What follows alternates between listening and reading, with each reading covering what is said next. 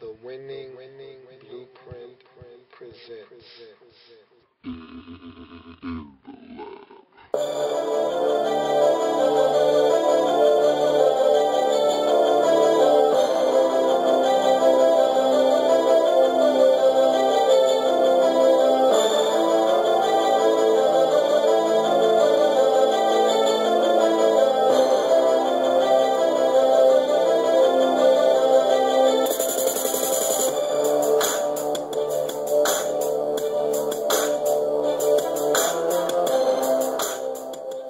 In the Lab room. Welcome, you are in the lab room. I'm your host, Lou. Thank you for joining me. And it's Thanksgiving. You got a lot of commotion in the background, people walking around, a lot of things going on. But it's Thanksgiving. Family, friends, food, football, the works, you name it, it's going on today. So try to ignore the background noise if you can.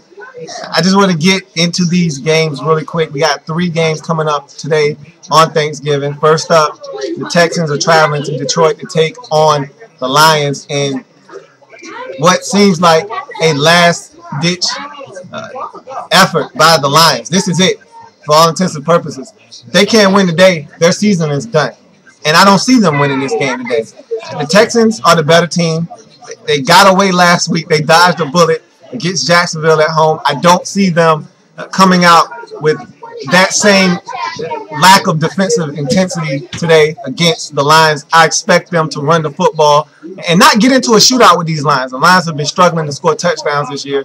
I don't expect the Lions to just come and do what Jacksonville did a week ago and just light up the scoreboard. This game will be a lot more controlled. Houston will run the football with Arian Foster. They'll go play action fake. They'll do the things that the Texans have done to win 9 games this year. They'll get it done against the Detroit Lions today, 27-17. You look at the second matchup of the day, and we'll save that for the back half of the show because, of course, you'll get the Redskins report. So we'll skip over that, leapfrog to the Thursday night matchup, which sees the New England Patriots traveling to New York to take on the Jets.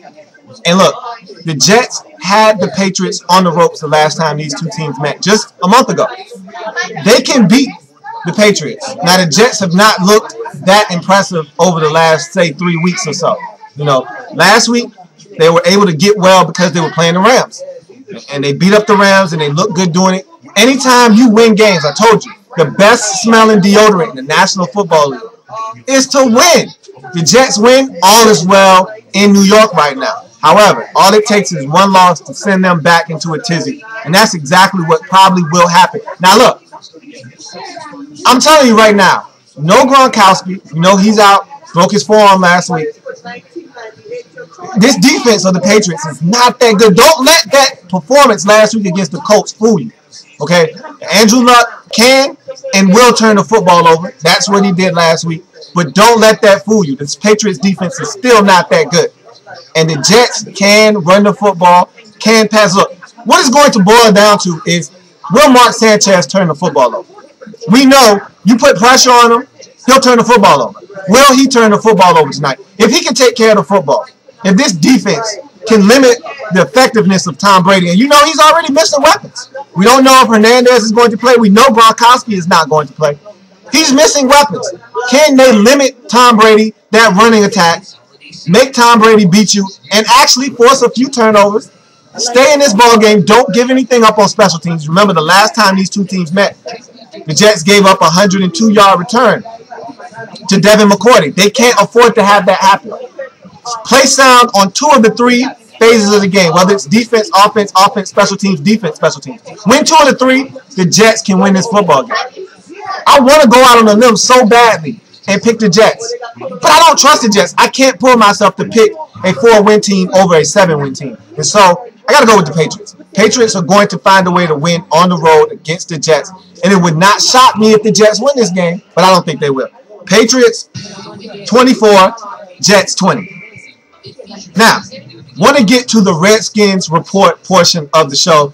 Normally, these are 2 different segments, but today it's Thanksgiving. Don't have a lot of time, so we'll combine the 2 and make In the Lab Room and the Redskins report share one episode. So I'm going to cut this one off. I'm going to come back in 2 seconds, and we're going to have the Redskins report. The Red Redskins Report. Alright, so we're back with the Redskins Report, and this is the Cowboys Preview. You know what time it is. It's the Redskins, it's the Cowboys. You hate the Cowboys, I hate the Cowboys, we all hate the Cowboys. We want this one bad. This goes beyond the hate that we have for the Dallas Cowboys. This goes way beyond that. We're 4-6 on the season, have a chance to get to second place in the division. The Cowboys are in the way. The Cowboys are in the way of a goal that we have, which is get to second place and make that Monday night matchup against the New York Giants next week mean something. That matchup could potentially be for first place in the NFC East if we can find a way to get it done. Now look, the Redskins are 0-6 against the Cowboys on Thanksgiving all time. What that means is all those games were played without Robert Griffin III. Is what that means. We have hope this year.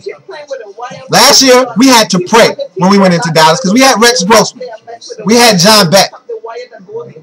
We had a prayer's chance. This year, we actually have a legitimate option at the quarterback position that gives us a chance to win this football game. Now, this will probably be one of the better defenses that we faced all year. They can get pressure on the quarterback. They can stop the run. And so this is not going to be an easy game offensively. And we haven't been that sharp offensively since about week 6. So we really need to turn it up. And the thing that we have in our advantage is that the Cowboys haven't had a lot of time to prepare for this matchup. They had a game on Sunday, quick turnaround, and it's Thursday. When you prepare for Robert Griffin III, there's a lot that goes into having to mentally get your players prepared to stop a guy with 4.3 speed that at a moment's notice can take off, that has the agility, the escapability in the pocket. And so I don't know how much Rob Ryan got to implement with his players in terms of stopping Robert Griffin III. I'm pretty sure he's been preaching to them all week, and they've been hearing about Robert Griffin III. They know what they have to do. But the Cowboys are banged up. The Redskins are banged up, but the Cowboys are more banged up. Cowboys probably won't have Tyron Smith services. They probably won't have DeMarco Murray services. They may not have Felix Jones services. They're hurting. They're banged up. That offensive line has been shuffled around because guys have been injured. There's going to be a lot of things that the Cowboys are going to have to do to make sure that they don't have lapses on their offensive line. Because last week, the Cleveland Browns dominated this Cowboys offensive line. 7 sacks. Romo was under pressure all day long. He was under siege. They were going to town on Tony Romo. Now, you know we can't do that. We don't get pressure on the quarterback like the Browns do. However, we blitzed last week for the first time all season. We need to blitz again. Now, I don't care if we get beat over the top. It's something that we're going to have to do moving forward this season to get pressure. We're going to have to manufacture pressure. We don't get enough pressure with just rushing 4 or 5 guys. With this Cowboys line looking a lot like the Eagles line did 2 weeks ago, we need to come after Tony Romo. We need to make him uncomfortable, and if we get to him, we got to bring him down. He's a guy that can escape out of the pocket, make things happen. And you know Tony Romo is one of the most dangerous quarterbacks once he gets outside of the pocket. We have to get a hold of him, and when we get him, bring him down. Now, I don't expect the Cowboys to be able to run on us. I don't fear the Cowboys running game. I don't care if DeMarco Murray comes back. I'm not afraid of the Cowboys rushing attack. They don't scare me whatsoever. So I expect to be able to make them a one-dimensional team in this game, make them take to the air. When you make them throw the football, you give yourself a chance to force turnovers because we know Tony Romo loves to share. And it's Thanksgiving. Let's share. Let's have that spirit of giving and let Tony Romo give us the football. So we need to force pressure on Tony Romo, give ourselves a chance. Offensively, we have to protect Robert Griffin III. I'm a little afraid because we know this Cowboys front 5, front 4, front 7 is one of the most dangerous in the National Football League, mainly because of DeMarcus Ware. And our offensive line is not the best. We already know that. 2 weeks ago, 3 weeks ago, the Panthers really got to our line. Last week, the Eagles were collapsing on our tackles. DeMarcus Ware scares me. So we're going to have to do things, chip him, keep him back in to help protect. We're going to have to make sure that Robert Griffin III has an opportunity. He's not going to just run away from this Cowboys defense like he did the Eagles a week ago. They're much faster. They're more athletic. They're more explosive. They're able to get to him unlike the Eagles were a week ago. So we're going to have to make sure we protect Robert Griffin III because this Cowboys front 7 is very athletic and dangerous. We can pass on this Cowboys defense, however. All the additions that they made in the offseason, Brandon Carr, drafting Morris Claiborne, those are nice, but they still can be had. I don't like their safeties. I don't think that that's a strong suit of this Cowboys defense. And so if they come with pressure, which I don't know they will, because Rob Ryan already said this week, when he's facing an athletic quarterback, a mobile quarterback, he doesn't like to bring pressure. He likes to just rush for and drop back and play coverage, because when you blitz and you miss and they break contain, it's off to the races. And we all know Robert Griffin III is the most electric quarterback after he breaks the pocket. So I don't think we're going to see a lot of blitzing from the Cowboys. It's up to our offensive line to step up to the challenge, protect Robert Griffin III, because I think the Cowboys are just going to unleash DeMarcus Ware and say, hey, go. They're not going to drop him into coverage a lot today. I don't expect them to drop Anthony Spencer into coverage a lot. They're just going to try to collapse the pocket from the outside. Jay Ratliff is dealing with a groin injury. Don't know if he's going to play. He may play. If he does, we have to block him. He's always been a thorn in our side since he's entered the league and been a prominent player for the Cowboys. We have to block Jay Ratliff. If we can do that, run the football somewhere. I don't expect us to have an explosive day running the football. If we can just find a way to be efficient on the ground. And what I mean by that is, you know, we're going to have a loss of 2. We're going to have a gain of 1. Sprinkle in gains of 5s, gains of 7s, gains of 9s. Sprinkle those in to balance out what we do on the ground. We need to be around 3.7 to 4.2 yards per carry. You know, what you ideally want to be at is 4 yards a carry. But I don't see us being able to do that against this Cowboys defense. Just protect Robert Griffin III. Keep that defense honest by running the football. And we got to have the whole playbook available. We got to be running the option, the pistol. We got to give them different looks to keep them off balance. All in all, I really think that we're not going to win this game. I really don't. But I can't pull myself to not pick my boys here. I think we can get it done. I think we can find a way to go to Dallas and pull out a victory.